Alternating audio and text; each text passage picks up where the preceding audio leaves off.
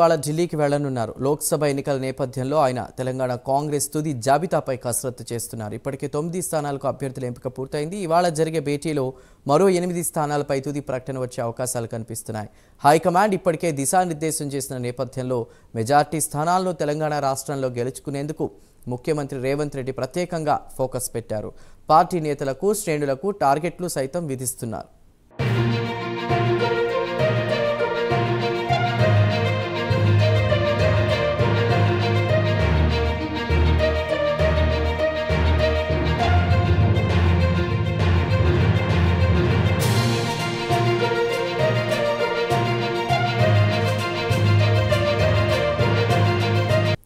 ఈ క్రమంలోనే తుది జాబితా కసరత్తు ఇవాళ జరగనుంది. ముఖ్యమంత్రి రేవంత్ రెడ్డి ఢిల్లీలో జరగనున్న కేంద్ర స్క్రీనింగ్ కమిటీ సమావేశానికి హాజరు కానున్నారు.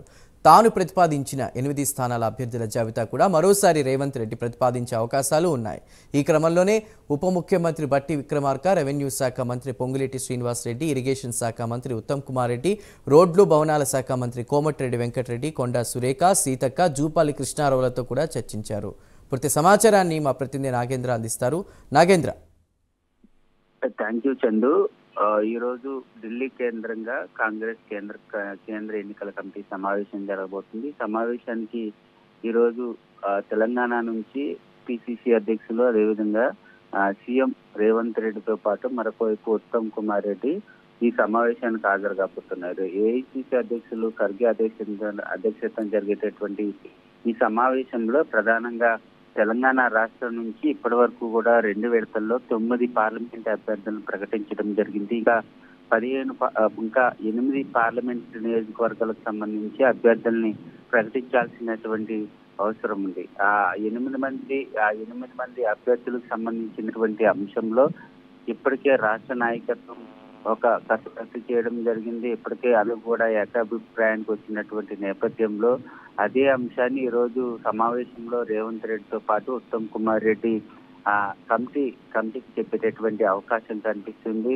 ముఖ్యంగా ఇప్పటి వరకు కూడా ప్రకటించినటువంటి 9 పార్లమెంటరీ నియోజకవర్గాలు మినహాయించి ముఖ్యంగా ఖమ్మం, భువనగిరి, వరంగల్తో పాటు అదేవిధంగా కరీంనగర్, నిజామాబాద్ తో పాటు హైదరాబాద్, మెదక్, ఆదిలాబాద్ ఈ స్థానాలకే అభ్యర్థులను ప్రకటించాల్సినటువంటి అవసరం ఉంది. కానీ ఒకవైపు ఖమ్మం, భువనగిరితో పాటు మరొక వైపు నిజామాబాద్ ఈ 3 నియోజకవర్గాలకు సంబంధించినటువంటి అంశంలోనే ఇంకా సందిగ్ధత నెలకొంది. ఎందుకంటే ఒకవైపు ఖమ్మం నుంచి బట్టి విక్రమార్క సతీమణి అయినటువంటి నందినితో పాటు మరొక వైపు పొంగులేటి బ్రదర్ ప్రసాద్ రెడ్డి మధ్య తీవ్ర పోటీ నెలకొంది. ఇద్దరికి టికెట్ ఎవరికి కేటాయిస్తారన్నది మాత్రం సీఎం రేవంత్ రెడ్డి పూర్తిగా అధిష్టానానికి అప్పచెప్పినటువంటి పరిస్థితి కనిపిస్తుంది. దీంతో పాటు మరొక వైపు భువనగిరికి సంబంధించినటువంటి అంశంలో మాత్రం Komatireddy brothers versus CM Revanth Reddy మధ్య కొంత టికెట్ కి సంబంధించినటువంటి వ్యవహారం నడుస్తుంది. ఎందుకంటే భువనగిరి నుంచి